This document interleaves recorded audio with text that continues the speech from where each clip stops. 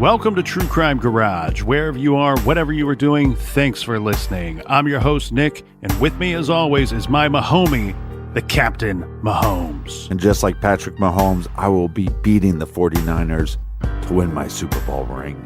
It's good to be seen, and it's good to see you. Thanks for listening. Thanks for telling a friend.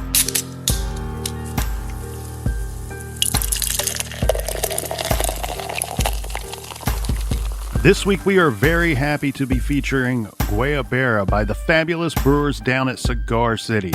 This is the Citra hop at its best, adding notes of tangerine, lime, and berries to this American Pale Ale. Garage grade, 4 3/4 bottle caps out of 5.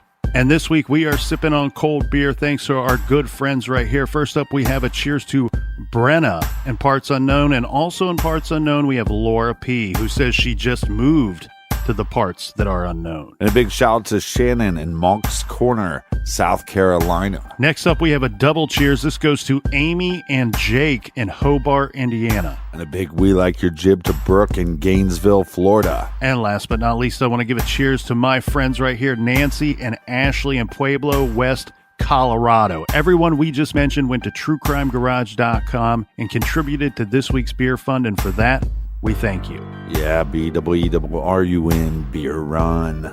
And that is enough of the business. All right, everybody gather around, grab a chair, grab a beer. Let's talk some true crime.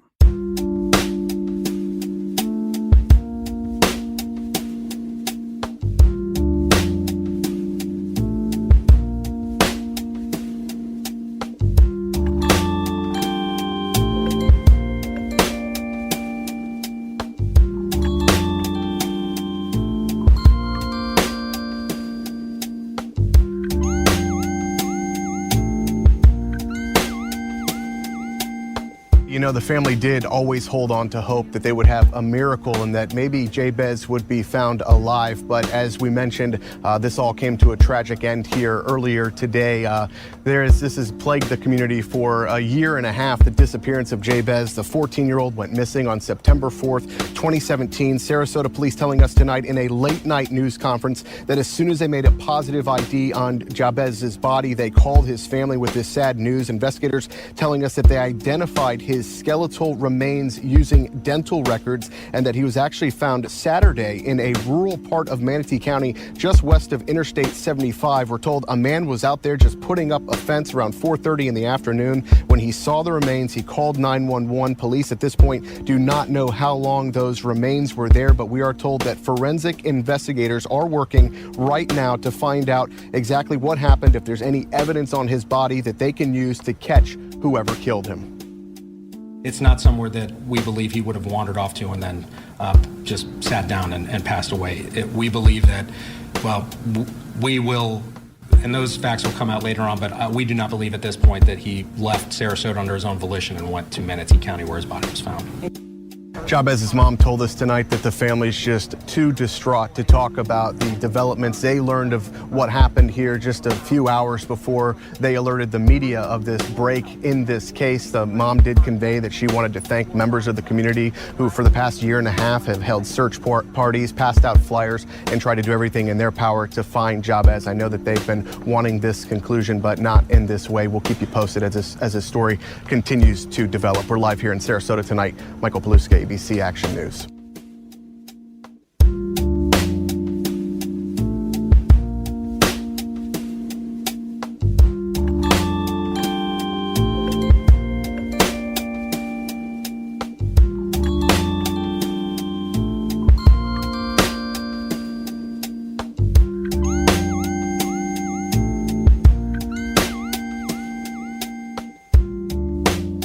The Herald Tribune reported on November 24th, 2017, that Jabez witnessed the murder of Travis Combs and was seen by the suspects just a week before he went missing on Labor Day.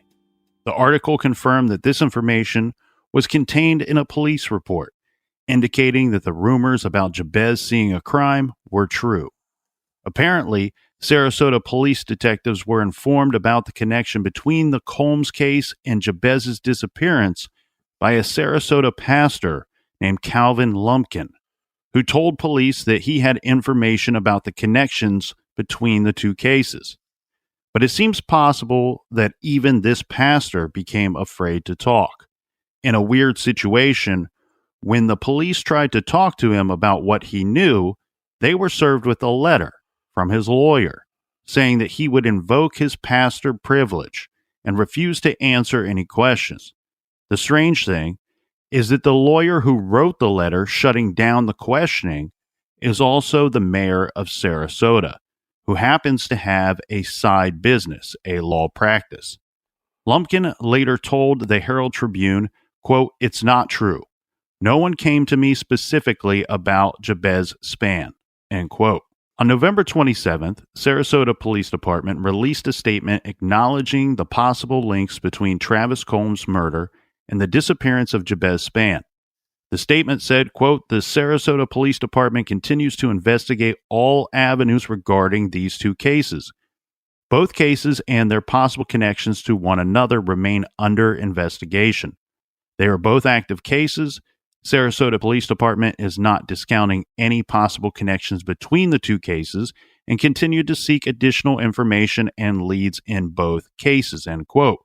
Meanwhile, Jabez's 15th birthday came and went, with no movement on the case. Sarasota PD doubled the reward to $50,000, hoping that someone would talk in exchange for cash. But after 3 months, Jabez had still not been located. The family continued to hang Jabez's number 3 football jersey on the clothesline outside Lucille's home, where it had been since he disappeared. Genevieve Judge, a public information officer for the Sarasota Police Department, told Dateline, quote, "We've done all sorts of searches, and we've partnered with the FBI and the Florida Department of Law Enforcement to do that. Unfortunately, at this point, we have not come up with anything of significance." So technically, they could charge the pastor with the same thing that they charge Reginald, but because of his religious privileges, they can't do so. Correct. Plus, they don't have any sworn statements from others claiming that he told them that he had direct knowledge about the case. Right. In the months that followed, as 2017 turned into 2018, the number of tips submitted to Sarasota Police Department, obviously they dwindled drastically. Sarasota PD interviewed a number of people, but had not named any suspects or persons of interest in this case. Then, in May of 2018, some potentially new information came in.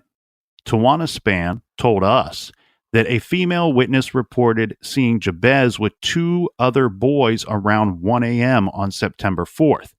This technically would be September 5th. She said that this eyewitness said that they saw Jabez with these 2 other boys on Martin Luther King Jr. Way. Tawana knows one of these boys. This boy had also been one of the boys who also witnessed the Combs shooting along with Jabez, according to what Reginald Parker told the family and the private investigator. Tawana wanted to know whether this boy, who had been with Jabez right before he vanished, knew anything about what had happened to her son, whether the boys met up with somebody, whether Jabez got into a car with someone, whether someone took him. She confronted this boy, the one we have been calling Jay.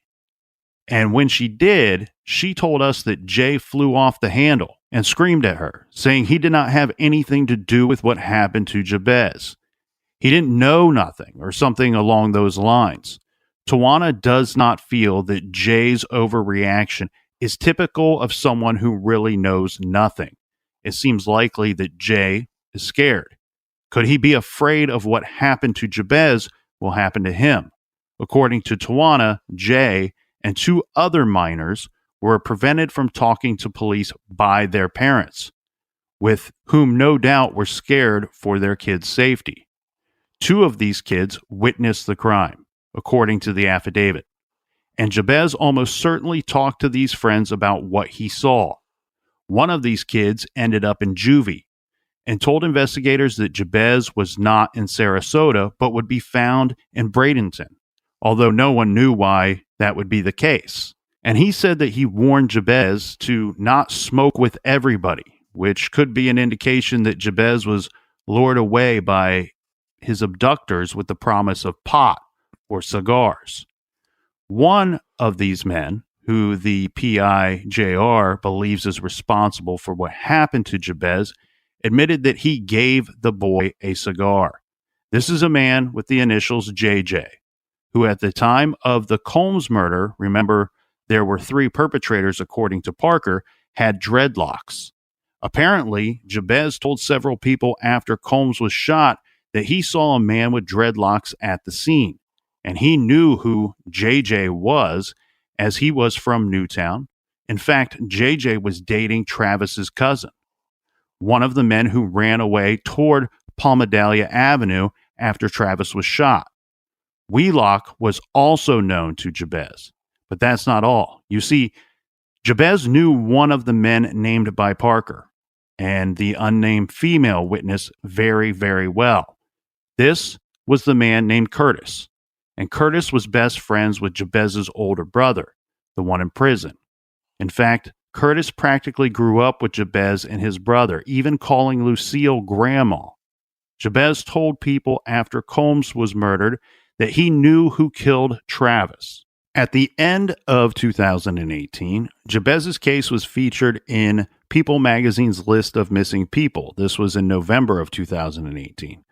And then in February of 2019, there was a break in the case. On February 16th, a man working on a cow pasture fence on the 4100 block of Canal Road in Bradenton, this is in rural Manatee County, came upon a skeletonized human remains. A joint press conference by the Sarasota Police Department and the Manatee County Sheriff's Office announced that the remains were indeed those of Jabez Spann. He was identified using dental records. The location was quite far from his home in Newtown, 16 miles, and was outside of the search area. And they did not believe that he left Sarasota under his own power. According to statements at the press conference, it was unknown how long the remains, which were fully skeletal, were there, whether the body was dumped there, and or if they were transported to the rural area after Jabez was held and killed elsewhere. Deputy Chief Robinson emphasized that they were still seeking tips and leads, and the reward remained available. Well, the amount of eyewitnesses that could have put these guys away that aren't coming forward is absolutely ridiculous. And I understand that they're afraid for their safety, but again, my argument would be if law enforcement doesn't get involved, these guys are going to be out running the streets and controlling the streets, and you're going to be that threat is always going to be there. And then on top of that, you then have not only witnesses that witnessed him see a murder, but you now have people also saying, oh, you'll find him, and you're going to find him in this other city, and then they find him.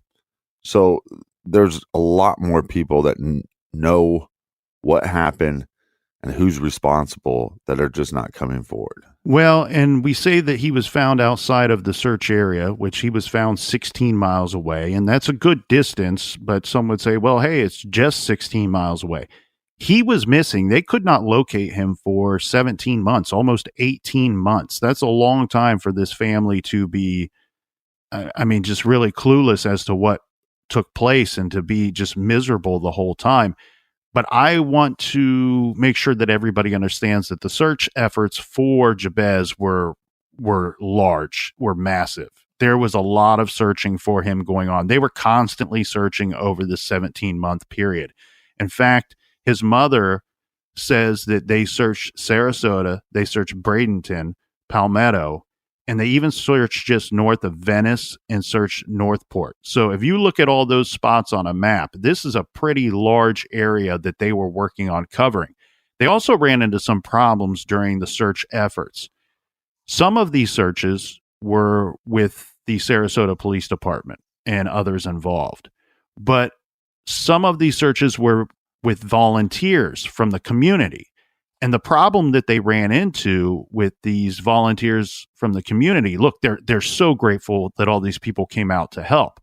The problem with that was there were people that they suspected either knew what happened to Jabez or possibly were involved in whatever happened to him and or Travis that were showing up to volunteer at these searches because they want to keep an eye on what's going on and report back to whomever or just for their own information. So at some point they had to make these searches very private. And that means really reducing the number of people searching in these areas. And I do want to give a shout out to the Peace River Search and Rescue group. They provided a lot of help in the efforts to find Jabez, and they provided a lot of help to the family pro bono. So a big high five goes out to them. Now, once Jabez is found, once his body was located, the cause of death has never been released. Officials would not even confirm that Jabez was wearing the same clothes that he was last seen in. This is reported to be a turquoise T-shirt and some other items, but I couldn't locate exactly the description of the other clothes that he was wearing. Yeah. We asked Detective Megan Buck whether she could tell us the cause of death, and of course, she would give no comment on that.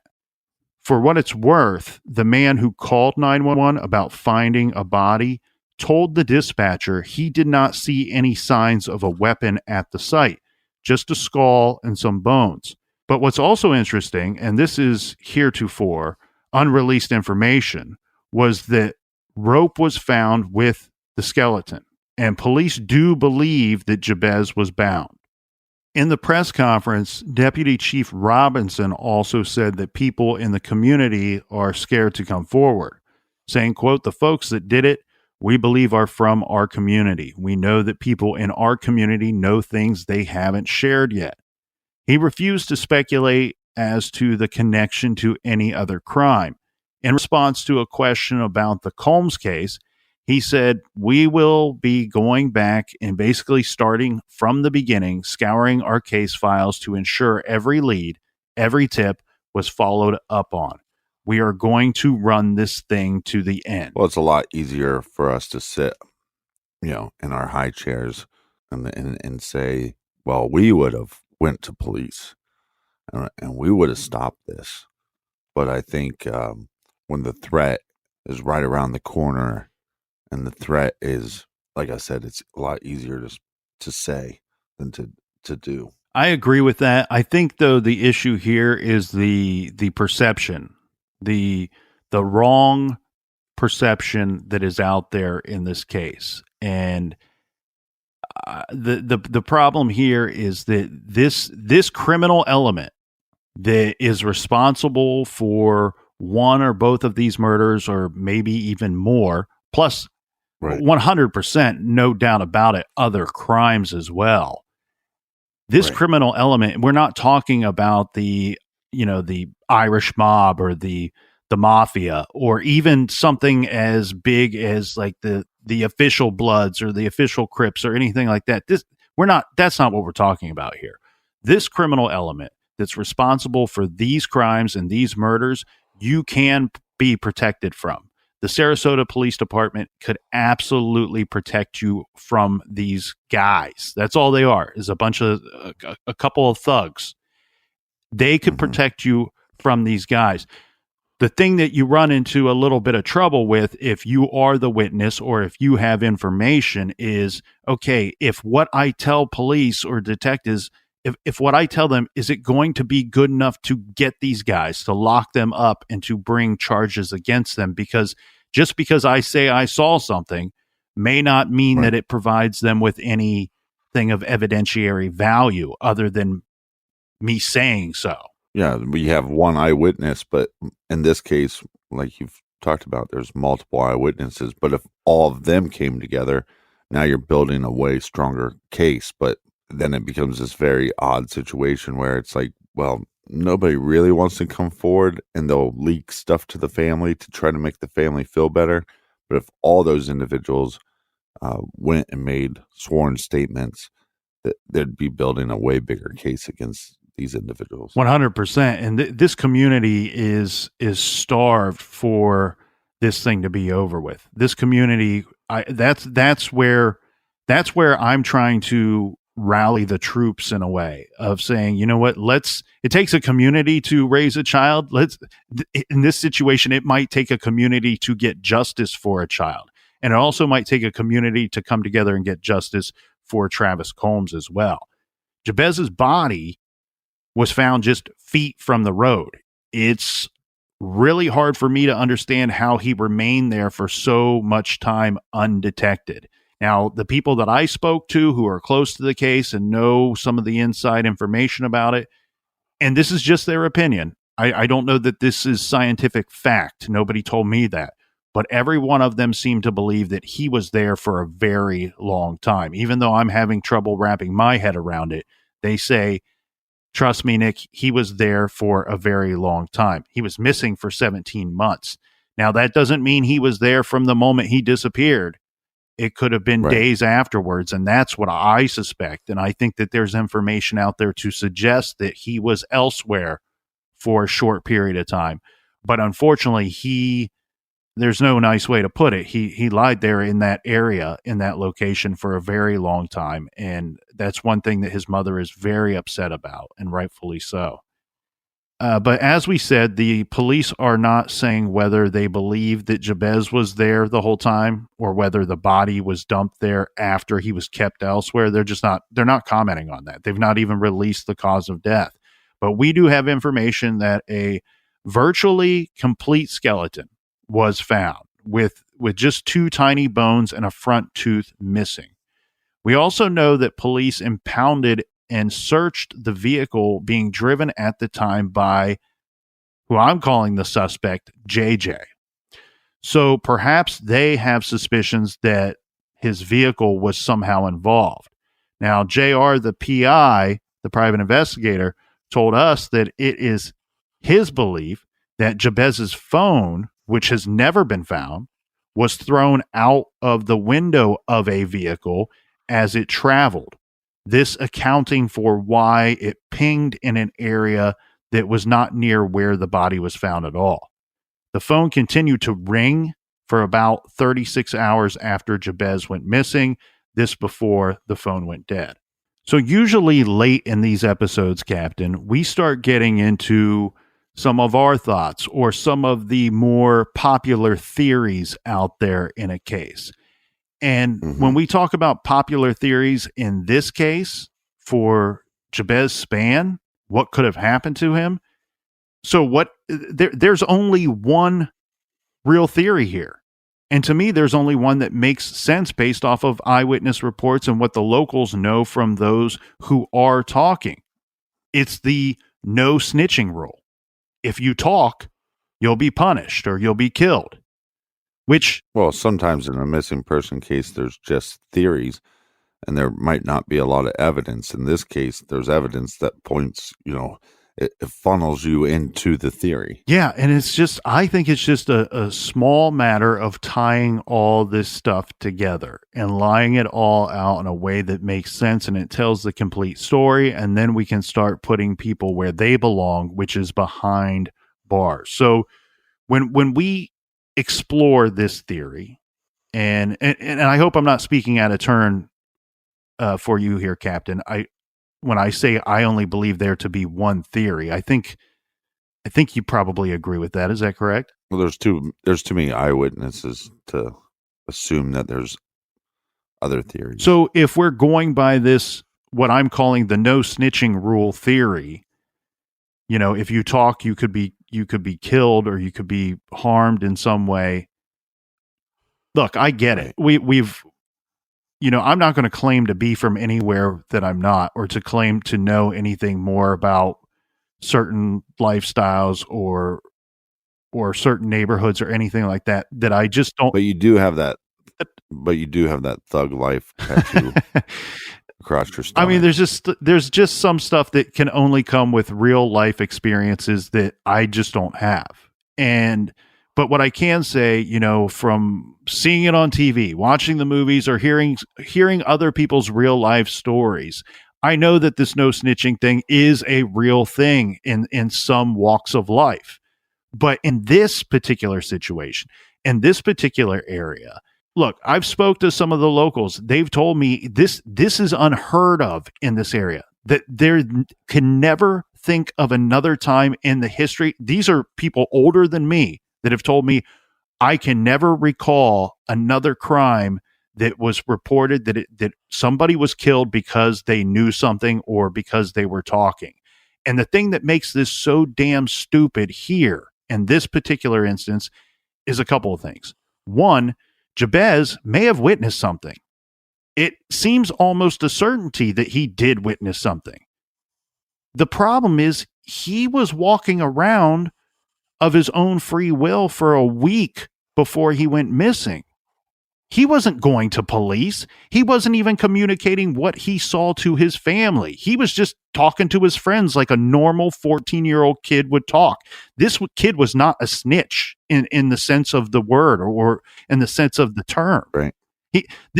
But again, it could have been a situation like they said, one of the friends is saying, I told him not to smoke with everybody. It could be as far as these, quote unquote thugs, they killed Travis.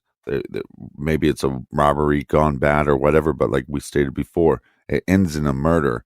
And then maybe it took them a week to realize we have a eyewitness and we're smoking with that eyewitness. Something was said, something was done, and then he stands up for himself and says, hey, well, you guys did this, and if I have to go to police, I will. We don't know that information. Right. He could have said the wrong thing to the wrong person. I get that. I don't know. It seems to me like there is a chance that these morons who killed Travis panicked and they took it to another level and somehow tricked Jabez and then killed him as well, which may have been totally unnecessary is what I'm getting at. And then two, the other thing that makes this no snitching rule that these guys pretend to be living by so freaking stupid to me is that we have evidence, we have reports that all three of these guys, and I want to be clear about that. I'm pretty certain we have witnesses saying 3 people involved in Travis Combs' murder. I believe all 3 of those guys, plus maybe 1 or 2 more people may have been involved in the whole Jabez Spann mess, which that means some form of abduction, probably some form of holding him, and then, of course, killing this young boy. But we have reports that all 3 of these guys, they themselves were talking. Yeah, they weren't talking to police, but they were telling others what they did, who killed who was involved in what. So these guys that pretend to be living by this no snitching rule, they're all talking. They're all telling people what's going on. Now, to further out this theory a bit, an aunt of Travis Combs, this is Teresa Richardson, told the media that Jabez was killed because he witnessed her nephew's murder, Travis's murder, right outside her door. She said Jabez knew Travis well, and he started to talk about what he saw. In her opinions, that's what cost him his life. Tawana Spann agrees. She believes that her son was silenced because of what he knew and because he wasn't following the unwritten no snitching rules. He wasn't actually naming names as far as anyone knows, but he was telling people that he knew who had done it. At least one woman that JR knows of told Jabez to keep quiet for his own good. Well, these 3 guys, these 3 individuals are 3 pieces of shit. And also, though, I think it's the community making a statement. The community is making the statement that this 14-year-old boy that had some promise, had some talent, was making the right decisions, going to school, getting good grades, being kind to other people. This kid, we're not backing him up. We're backing up the 3 pieces of shit that robbed a guy and murdered a guy in front of everybody, and that are probably stealing from their own community, and they're bullying people within their own community. We're making a stand for them. By not doing anything, by not standing up, you are making a stand. You're saying this is acceptable, and if this kid died because he saw something he shouldn't, well, that's just fine. That's the statement that this community is making. Tawana actually feels that it's likely that Jabez did not feel he was in any danger from the killers of Travis Combs because some of the suspects were pretty close to Jabez and his family. These were people he knew and could identify, but also people that he probably did not think would harm him. She also believes that it's possible that someone told his abductors where he would be that night or even arranged for him to be taken.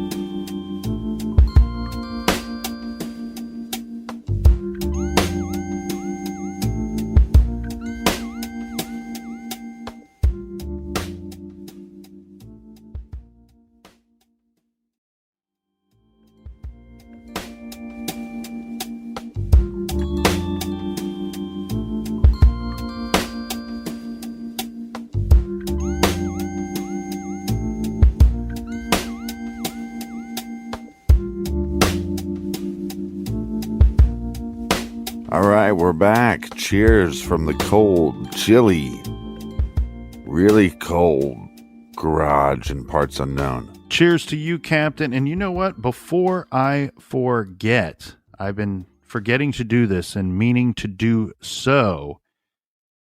We need to announce, have we officially announced that we are going to be at this year's Crime Con in Orlando, Florida? That was supposed to be top secret. Oh, we are, they have forbade us from telling you that we will be there. The crowds, they didn't want the crowds to get out of hand. Yes, we'll be in Orlando, Florida. You're going to be in Florida half the year then. Right. All right, so if you want more information, here's what you do. You just simply Google CrimeCon 2020. That will take you right to their website, and you can find all the information there. There are going to be other wonderful people there as well, but we will certainly be there. And the dates for that, May 1st through 3rd in wonderful Orlando, Florida. And please use our code. If you're looking to buy tickets, you can save some cashola by using our code TCG2020. TCG2020. Cheers to you, Captain. You don't have to go to CrimeCon all weekend. They actually have day passes as well. So if you're in the local area, it might be something you want to check out for a day. And plus, we'll probably do a outside of the CrimeCon meetup at some bar like we normally do. And one thing that I will say real quickly here is I've been asked many times by people, they say, look, I've never gone, Nick. Is CrimeCon worth it? And I always say, Yeah. I'm blown away by the amount of events and the amount of things that they have to see and do there. It's like going to an amusement park where you just can't do everything that they have to offer. So we hope that you will join us in Orlando for this year's CrimeCon. Now, Jabez's mother, Tawana Spann, I think she's a very, very brave woman. In fact, she told us that when you are trying to locate your missing child, you do not feel any fear. Perhaps this is how, when Jabez first went missing and rumors were swirling about who was involved, she was able to confront Curtis. Remember, he's one of our suspects, and ask him, quote, "Do you know what happened to my son who loved you?" She says that when she asked him this, Curtis's first response was, "Who told you that?" She also talked to the third suspect, who was seen running away with Curtis. This is Curtis's friend, who we've already mentioned, Wheelock, who denied having anything to do with what happened. He did say to her, "I thought they would have found Jabez by now." This was a long time before Jabez's body was found. Tawana took this to mean that Wheelock knew that they had dumped Jabez somewhere where he was likely to be found, and probably likely to be found fairly quickly. Street rumors tell us that Wheelock very recently confessed to someone while he was partying, while he was high or drunk, that he was paid to take care of Jabez. And Wheelock and Curtis were both picked up by police after Jabez first went missing, well before his body was found. But neither were arrested. Now, I want to be clear here. We do not know, because this is police business, official police business. We do not know whether they were picked up to be interrogated about Jabez being missing, or if they were picked up for other reasons. We just don't know. Yeah, or Travis's murder. Correct. That could be a possibility as well. JJ, the other suspect, was also picked up and questioned about Jabez. That's what the reports are. He told JR, the private investigator, that he didn't have anything to do with what happened to Jabez, but the other guys, Wheelock and Curtis. I want to clear something up here. JJ refers to Curtis by his nickname, which is Tank. So his exact statement was, but the other guys, Wheelock and Tank, might have. See, this is where I get into this whole thing of, if you're living by this no snitching rule, why don't you observe this rule yourself and quit telling everybody else what you've done or what you've seen or what you've witnessed? They're dumbasses. They're dumbasses. That's why they're committing crimes, because they're not smart enough or capable enough to do anything else. Now, apparently, I've been told that JJ also told someone that he personally was afraid that what happened to Jabez could happen to him personally. Now, Tawana and JR, the private investigator, of course, have other theories. Now, that doesn't mean that they have other theories in regards to Jabez. This is not about who killed Jabez. It's pretty clear it is one of these guys, Curtis, Wheelock, or JJ. But about what or how deep this whole plot could go. They do not believe that the robbery of Travis Combs was spontaneous. And they cite this because they say Travis had not planned to be in Sarasota that day for reasons we cannot get into. And so whoever targeted him knew that they may have known that his plans had recently changed. I was being told that his plans changed the night before or even as late as the morning of. It's possible that whoever robbed him and killed him, that somehow they had knowledge about where he would be, and probably insider knowledge that he would have money and or marijuana on him at the time. Yeah, or maybe even something bigger. I mean, just because the rumors out there or the speculation out there is that he just sold weed, look, you got into that because of the money, and could you got into something else because you're going to make a little more money? But what we do have is witnesses hearing people say, give us whatever, and Travis saying, I don't got it. So like you said, these guys planned something out and they were looking for something, and Travis was claiming I don't have it. Yeah, it seems to me like there's enough talk, enough evidence here that the three men who surrounded Travis's vehicle, who killed him and disposed of the car, I think they planned this event. Whether there was anyone else involved behind the scenes who set Travis up or ordered that Jabez be taken out, that's, I think, purely speculation. But clearly someone orchestrated the robbery and then wanted to send a message and chose to use Jabez to do it. One of the truly terrible things about this case, and there's many terrible things about this case, but one of the truly terrible things about this case, and you've mentioned this already, Captain, is how many people seem to have intel about what happened to Jabez and who did it, but won't talk. It's one of the few cases we've covered where there are known suspects, but cops just can't pin the crime on them. We know that one of Jabez's friends told Lucille that Jabez was in Bradenton, which is where he was eventually found. How did he know that? Another witness told the private investigator that the family was not going to like what was done to Jabez's face. This was before his body was found. Remember, he was missing a tooth that we know of. That was one thing that was reported. Again, how did he know this? How did he have this insider information? Right. And some witnesses were shut down from speaking with authorities altogether by their parents. Now, I want to go on record and say, I get that. I get that. I get the parents saying, you know what? I don't feel comfortable with you talking. I understand that, but every like I said, everybody here Everybody that's not coming forward with information, they're making a stand, whether they think they are or not. They're basically saying the bad guys win. The innocent kid that died, who cares?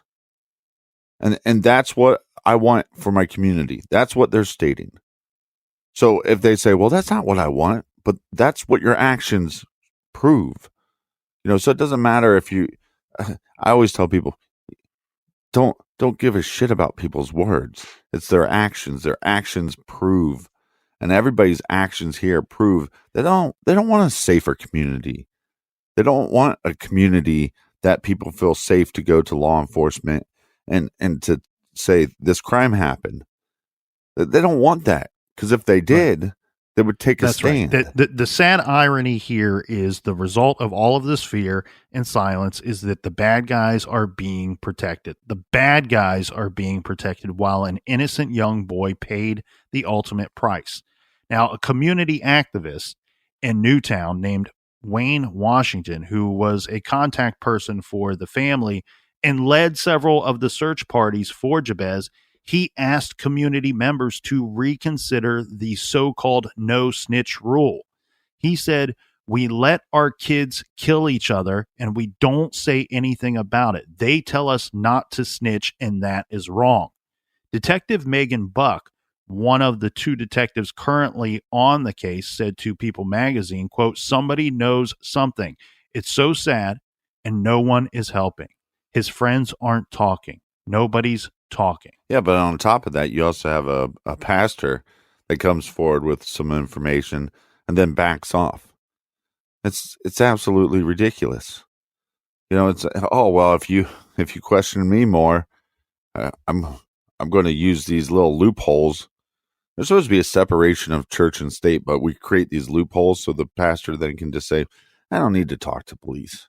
That God that you're praying to every week might have some kind of judgment for you at the end of all this for not coming forward, not taking a stand. Yeah, I agree with that, but the pastor's not the only one that gets to invoke this privilege. Now, in his defense, what his public statement is that he had no real knowledge of.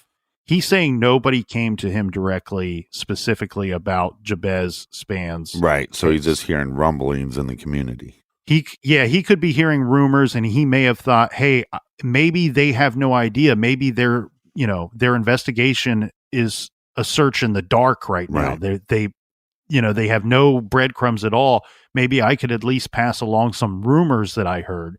Well, great. Now I sound like a pastor hater. Well, I don't think you're I'm a not pastor hater, but I won't speak for all the listeners. I'm sure somebody is very upset with you right now. But one thing that I think we all should be very upset about is I want to reference another crime that took place in this community. And, this is a situation where there's a young man who his name was Christopher Ramos. And I believe he was 26 years old at the time that he was killed. This is an article from September of last year, of 2019. It says, 2 charged in Sarasota murder. Deputies seek more information. Well, the result of this whole thing, and I won't read the entire story, but they arrest 2 young men. This is Sean Thomas and Davon Lee. Well, these 2 young men are suspected of killing this other man, Christopher Ramos, who was just 26 years old. This is important. This story is important to the Jabez story and to Travis Combs' story for many reasons for me. And first of all, is Ramos, this Christopher Ramos, there are plenty of rumblings that he ran around with our 3 suspects, that he was known to hang out with that group, probably even committed crimes with these guys. I don't know that there's enough out there to suggest that he was involved somehow in Travis's death or Jabez's death, but he's somehow all wrapped up and tied into this thing. His name is weaved in and out of the storylines of this big case. Well, he's killed, and he's a thug. I mean, I'm sorry to his family. I'm sorry that you lost him, and you don't deserve that. He didn't deserve to lose his life either. But the problem that I have here is this article clearly states it was the community, it was tipsters that provided the information to detectives that led to the arrest of these two other guys, of this Thomas and Lee Right. characters. So what you're saying that the community then spoke up and said, "Hey, this thug that was doing no good, Right. he They, died." again, it's protecting the bad guy. Yeah. A bad guy was protected. People were willing to come forward. And here's the information I have is basically Christopher Ramos robbed somebody, and somebody that was either tied to one of these two guys or both of them, or one of these guys directly. Yeah. He robbed them. This guy is picked up on other charges and has to serve 8 months in jail. Okay. He gets out 8 months later and goes and retaliates against Christopher Ramos and kills him for robbing him. Right. That's really the underlining story. That's the behind the scenes story of why that young man is now not with us. And again, it's like, can you come forward? Whoever came forward in that particular case should be an inspiration for these people to come forward for Jabez's murder and for Travis Combs's murder. And look, I understand that Travis Combs was out peddling weed. And I understand that Jabez was not, may not have been a saint. I'm not a saint. We all were 14 years old at one time, and we all smoked a cigar or did something stupid with our friends. We all did that. Yeah, once killed Jabez a cow. is an innocent child. At the end of the day, he's an innocent child. And he was taken from us by some of these real assholes who can't even follow their own quote unquote street code. And it's time to put them away. And look, here's the other thing. These guys, the three that we're talking about, they commit crimes on the daily. On the daily. It's part of their regular weekly routine. They're always looking to rob somebody. They're always looking to take advantage of someone. They are always looking to hurt someone. They are bad, terrible, horrible people. And if you don't know anything about Jabez's murder or Travis Combs' murder, but you know that one of these three or all of these three have done something else that's terrible, go tell the police. Go get them locked up for anything. Anything. It doesn't have to be for the murder of Jabez or for Travis Combs. Get them behind bars. That is where they belong. Your streets will be safer if you do that. Your community will be better for it. These are bad people. Do not convince yourself otherwise. Yeah, and don't convince yourself that you're safe either. As long as these pieces of shit are out on the street, nobody's safe. Because like you said, they don't follow their own code. And so, guess what? If you're protecting a piece of shit, guess what? If you smell something, that's because you use a piece of shit. And then when a piece of shit possibly is murdered, and then you stand up and then you protect him by then going after his killers, then what does that make the community too? Shitty. Well, no, I'm not going. I mean, you can do that, but I'm not going to fault anybody for coming forward and saying, "Hey, I know who killed Christopher Ramos." That's the right thing to do. No, what I'm saying is it doesn't make any sense. Doesn't make any sense. Well, it doesn't make any sense. But the people that have information about the murder of Christopher Ramos may have no information about Jabez or right. I agree. We can't believe that. We don't have anything or any reason to believe that those are the same people. And here's what I firmly believe. If in fact, I wish they were the same people, because those people would have came forward, obviously, against Jabez, or would have came forward, for Jabez or for Travis. And really, there's just a lot of activity here. There's a lot of rumors. There's a lot of things that are going on in the streets, a lot of talk amongst these circles. And here's the thing that I want to take this even a step further, to not even to go beyond the good people in the community, because this is a community filled with lots and lots and lots of good, wonderful people, lots of good families. But here's the thing. I want to go beyond that. And I want to talk to the 3 suspects that we have called out on this show. If you're one of those 3 guys, everybody knows, your buddies are talking. You've told people what you've done or what you've saw, what you've witnessed, what you've been a part of. If you want to do something good for yourself, it's time for you to go to police and for you to go to detectives, because guess what? It's only a matter of time before one of your so-called buddies, one of your so-called friends, who, think about the other 2 in your group for a second. Think about all the terrible things that they've done or been involved in. Think about what kind of person they really, really are. They're not going to have your back at the end of the day. They're not going to have your back when they're pushed into a corner. It's only a matter of time before one of these turds turns on the other 2. And if you want to be the smartest guy in that terrible group, you better be the one that turns first. Do something good for yourself. Now, the other sad thing here that just breaks my damn heart is that the tragedy of this case is that Jabez Spann was truly just in the wrong place at the wrong time. He was last seen less than 200 yards from the vacant lot where he came out of a friend's house and witnessed the shooting of Travis Combs right in his own backyard. Both his case and that of Travis Combs' case, both of these cases remain unsolved. These are unsolved cases. Jabez's case is an open, active homicide investigation, according to the private investigator and to Jabez's family. JR and Tawana had a meeting with detectives. This took place in early November of last year. This to exchange information. And Tawana says that law enforcement is diligently working on her son's case, that they are all on the same page. And she just tries to stay out of the way of the investigators unless she has information to relay. We spoke to Detective Buck. She did tell us that the investigation is open and active, and that the $50,000 reward for information leading to an arrest is still available.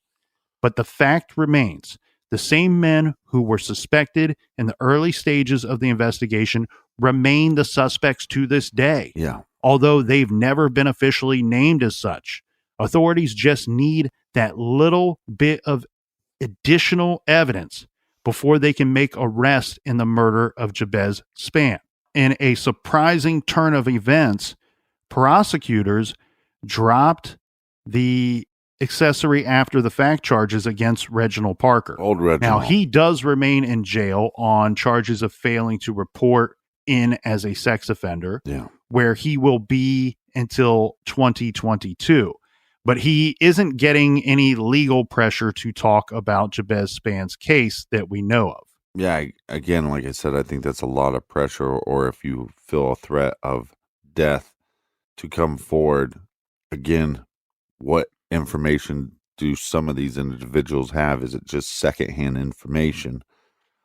But if these people could come together collectively, I think it would be a lot more powerful, and they'd probably feel a lot more safe as well. But again, easier said than done. I am so hopeful, and I'm very optimistic, and I think there's plenty of reason to be optimistic that this case will be solved. And I feel, and I have had people tell me, that it's as plain and as simple as this. If you can solve Travis Combs' murder, you'll solve Jabez Spann's murder. If you can solve Jabez Spann's murder, you will solve Travis Combs' murder. That's the only way for your community to heal. Let's get these cases off of the books.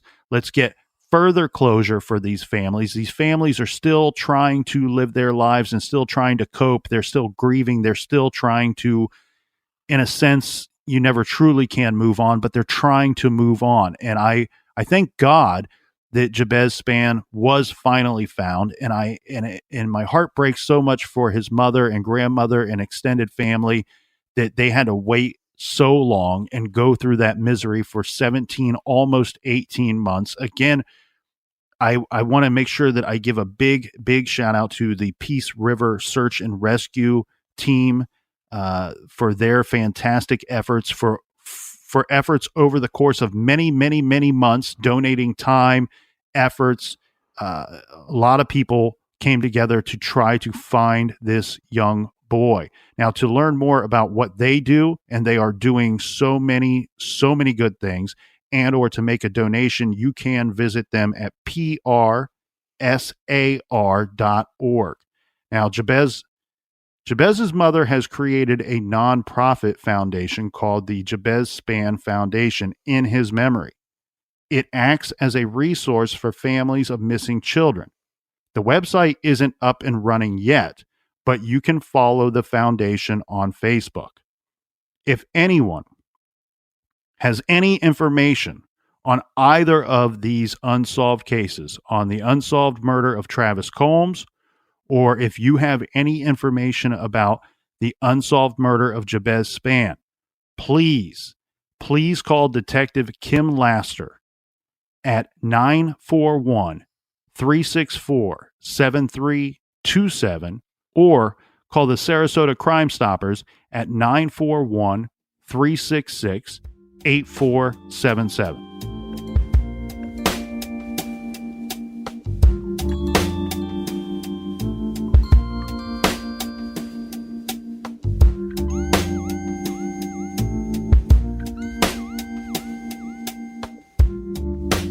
All right, thanks for listening. Thanks for telling a friend. Thanks for joining us in the garage. Be good to one another. And before we go, we have a little recommended listening for everybody out there. This comes from some of our very good friends. We have Justin from the Generation Y podcast and the Minds of Madness podcast have teamed up to do something very awesome that we want you to check out called Deadly Misadventures. And we will have that on our recommended page at truecrimegarage.com. Everybody be good, be kind, and don't litter.